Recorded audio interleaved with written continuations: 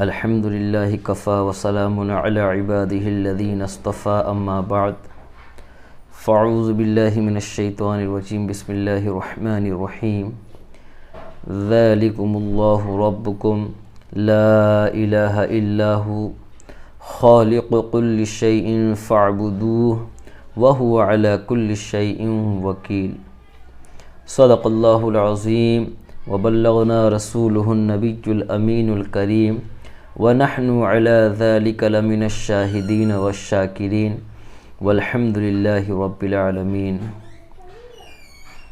معزز سامعین و اکرام و خواتین و حضرات، السلام علیکم ورحمۃ اللہ وبرکاتہ۔ میں امید کرتا ہوں کہ آپ سب خیریت سے ہوں گے۔ آج پھر میں نئی ویڈیو کے ساتھ آپ سب کے سامنے حاضر ہوا ہوں۔ اگر آپ میرے چینل پر نئے ہیں تو میرے چینل کو سب سے پہلے لائک بھی کریں، سبسکرائب بھی کریں اور میری ویڈیو کو زیادہ سے زیادہ شیئر بھی کریں اور بیل آئیکن کو دبانا نہ بھولیں تاکہ میری تمام ویڈیوز آپ تک بآسانی پہنچتی رہے۔ آج کی اس نئی ویڈیو میں ہم عقائد کے بارے میں جانیں گے کہ ہمیں اللہ عز و جل کے بارے میں، اس کے رسولوں، اس کے فرشتوں، اس کی کتابوں پر ہمیں کیسا عقیدہ رکھنا چاہیے۔ سب سے پہلے اللہ تبارک و تعالیٰ نے قرآن مقدس میں ارشاد فرمایا، ذالکم اللہ ربکم لا الہ الا ہو خالق کل شیء فاعبدوہ وہو علی کل شیء وکیل، کہ یہ ہے اللہ عز و جل جو تمہارا رب اور اس کے سوا کسی کی بندگی نہیں، ہر چیز کا بنانے والا، تو اسے پوجو جو وہ ہر چیز پر نگہبان ہے۔ حضرت عمر ابن خطاب رضی اللہ تعالی عنہ سے ایک حدیث روایت ہے کہ اللہ کے رسول صلی اللہ علیہ وسلم کی بارگاہ میں اور تمام صحابی رسول حاضر تھے کہ ایک دن رسول اللہ صلی اللہ علیہ وسلم کی خدمت میں ایک شخص حاضر ہوا اور وہ ہمارے سامنے آیا جس کے کپڑے نہایت سفید اور بال کالے سیاہ تھے، نہ اس پر سفر کی کوئی علامت دکھائی دیتی تھی اور نہ ہم میں سے کوئی اسے جانتا تھا، یعنی اس سے پہلے ہم نے اس شخص کو کبھی نہیں دیکھا تھا۔ آخر وہ نبی کریم صلی اللہ علیہ وسلم کے پاس آ کر بیٹھ گیا اور اس نے اپنے گھٹنے حضور صلی اللہ علیہ وسلم کے گھٹنوں سے ملا دیے اور اپنے دونوں ہاتھ حضور صلی اللہ علیہ وسلم کے رانوں پر رکھ دیا۔ پھر کہنے لگا، اے محمد صلی اللہ علیہ وسلم، مجھے اسلام کے بارے میں بتائیں کہ آخر اسلام ہے کیا؟ نبی اکرم صلی اللہ علیہ وسلم نے ارشاد فرمایا، اسلام یہ ہے کہ تو گواہی دے کہ اللہ عز و جل کے سوا کوئی معبود نہیں اور محمد صلی اللہ علیہ وسلم اللہ کے رسول ہیں، اور تو نماز پڑھ، زکوٰۃ دے اور رمضان کے روزے رکھ اور کعبۃ اللہ کا حج کر اگر تو اس کے راستے کی استطاعت رکھتا ہے۔ اس نے کہا، آپ نے سچ فرمایا۔ راوی کہتے ہیں، یعنی جن لوگوں نے اس حدیث پاک کو روایت کیا ہے وہ فرما رہے ہیں کہ ہم تعجب کر رہے تھے کہ ایک تو سوال بھی کرتا ہے اور اس کے بعد میں اس سوال کی تصدیق بھی کرتا ہے۔ ہمیں اس پر بڑا تعجب ہوا کہ یہ نبی اکرم صلی اللہ علیہ وسلم سے سوال بھی کرتا ہے اور پھر ان کی تصدیق بھی کرتا ہے۔ پھر اللہ کے رسول صلی اللہ علیہ وسلم سے وہ شخص عرض کرتا ہے یا رسول اللہ صلی اللہ علیہ وسلم مجھے ایمان کے بارے میں بتائیں کہ آخر ایمان کیا ہے؟ تو اللہ کے رسول صلی اللہ علیہ وسلم نے ارشاد فرمایا ایمان یہ ہے کہ اللہ کے فرشتوں، اس کی کتابوں اور اس کے رسولوں اور آخرت کے دن پر اور بھلی بری تقدیر کی تصدیق کرے۔ اس شخص نے کہا آپ نے سچ فرمایا۔ پھر اس نے کہا کہ مجھے احسان کے بارے میں بتائیے۔ حضور صلی اللہ علیہ وسلم نے فرمایا احسان یہ ہے کہ تو اللہ تعالیٰ کی عبادت اس طرح کرے گویا تو اسے دیکھ رہا ہے۔ اگر تو اسے دیکھ نہیں سکتا تو کم سے کم اتنا خیال ہو کہ وہ تجھے دیکھ رہا ہے۔ اسلام ظاہری اعمال کا نام ہے، مثلا نماز پڑھنے، روزہ رکھنے، زکوٰۃ دینے وغیرہ کا، اور ایمان نام ہے اعتقاد باطن کا، مثلا اللہ عز و جل اور اس کے پیارے رسول صلی اللہ علیہ وسلم کو دل سے ماننے کا، اور اسلام و ایمان کے مجموعے کا نام دین ہے۔ ایمان باللہ اور اس کے تقاضے۔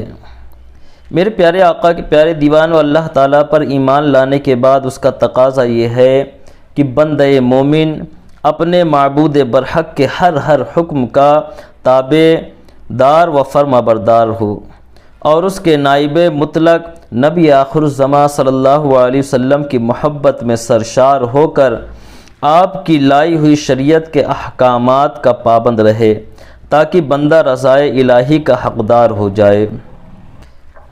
اللہ عز و جل کی ذات و صفات کے متعلق کیا عقائد ہیں اور ہمیں کیسا عقیدہ رکھنا چاہیے، آج ہم اس ویڈیو میں جانیں گے۔ اسے سنیں بھی اور اسے ذہن نشین کر لیں کہ یہ ایسی چیزیں ہیں کہ اگر ہم نے غلطی سے بھی کر دی تو ہم سخت گناہ گار ہوں گے، اور جان بوجھ کر کہہ دیا تو ہم مذہب اسلام سے یعنی اسلام کے دائرے سے خارج ہو جائیں گے۔ اس لیے ہمیں چاہیے کہ ہم اپنے بچوں کو بھی یہ عقائد سکھائیں، رٹائیں اور پڑھائیں، تاکہ جو ہے جانے انجانے میں ان سے کوئی خطا یا غلطی نہ ہو جس کی وجہ سے وہ گنہگار ہوں یا پھر جو ہے دین اسلام کے دائرے سے خارج ہو جائیں۔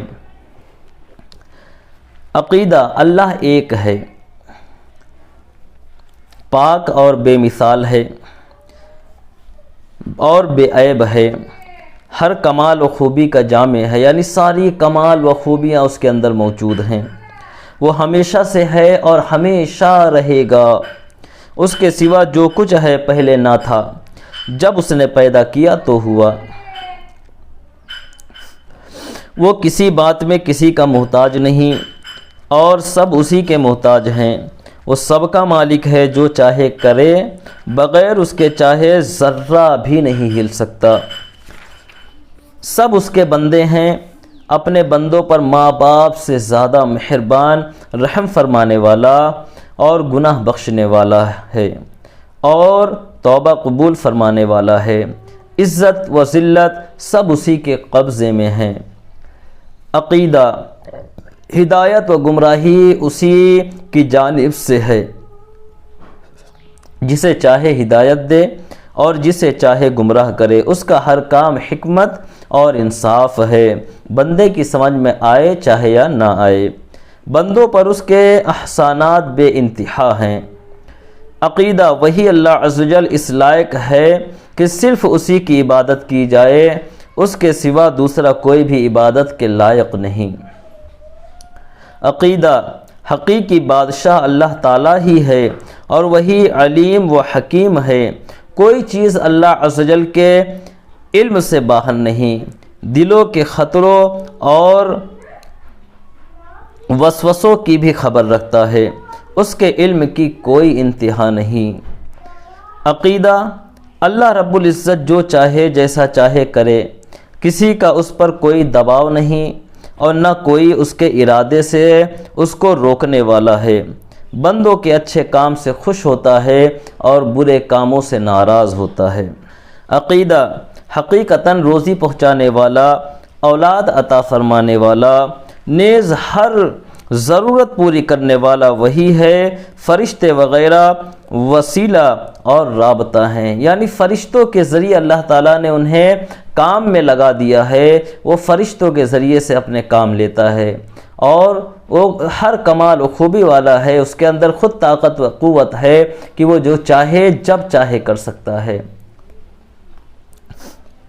عقیدہ خدا تعالیٰ کے لیے ہر عیب ناممکن ہے بلکہ محال ہے، جیسے جھوٹ، جہالت، بھول، ظلم وغیرہ تمام برائیاں خدا کے لیے محال ہیں، اور جو یہ مانے کہ خدا جھوٹ بول سکتا ہے معاذ اللہ رب العالمین لیکن بولتا نہیں، ایسا عقیدہ رکھنے والا گمراہ ہے، گویا وہ مان رہا ہے کہ خدا عیبی تو ہے لیکن اپنا عیب جھوٹ چھپائے ہوئے ہے معاذ اللہ رب العالمین۔ تو میرے پیارے آقا علیہ الصلوۃ والتسلیم کے پیارے دیوانوں، یہ اللہ عز و جل کے بارے میں چند عقائد تھے جنہیں ہم سب کو یاد کرنا چاہیے اور ہمیشہ اپنے ذہن میں رکھنا چاہیے۔ کبھی کبھی ایسا ہوتا ہے کہ ہم جانے انجانے میں بہت ساری ایسی غلط فحش باتیں کہہ دیتے ہیں جس کی وجہ سے ہم سخت گناہ گار ہوتے ہیں اور اللہ تبارک و تعالیٰ کو ناراض کرتے ہیں۔ تو یہ اللہ عز و جل کے متعلق چند عقائد تھے، اسے آپ ذہن میں رکھیں اور ہمیشہ رکھیں اور اپنی اولاد کو بھی یاد کرائیں تاکہ آپ کی اولاد گمراہ نہ ہو، بلکہ جو ہے اللہ تبارک و تعالیٰ کے بارے میں جو عقیدہ رکھنا چاہیے اصل عقیدہ وہ رکھ سکیں۔ تو آئیے اسی کے ساتھ اللہ عز و جل کی بارگاہ میں دعا کرتے ہیں کہ اللہ عز و جل ہم سب کو حق کہنے، حق سننے اور حق پر عمل کرنے کی توفیق عطا فرمائے، ہم سب کو صحیح عقائد کے ساتھ مذہب اسلام میں رہنے کی توفیق عطا فرمائے، ہم سب کی تمام خطاؤں کو معاف فرمائے اور ہم سب کو شریعت مطہرہ کے مطابق زندگی گزارنے کی توفیق عطا فرمائے، دونوں جہاں کی خیر و عافیت عطا فرمائے، دونوں جہاں کی ذلت و رسوائی سے ہم سب کو محفوظ فرمائے، ہم سب کو اس دنیا میں جب تک رکھے ایمان کے ساتھ رکھے اور جب بھی اس دنیا سے اٹھائے ایمان کے ساتھ اٹھائے۔ وما علینا الا البلاغ المبین۔ السلام علیکم ورحمۃ اللہ وبرکاتہ۔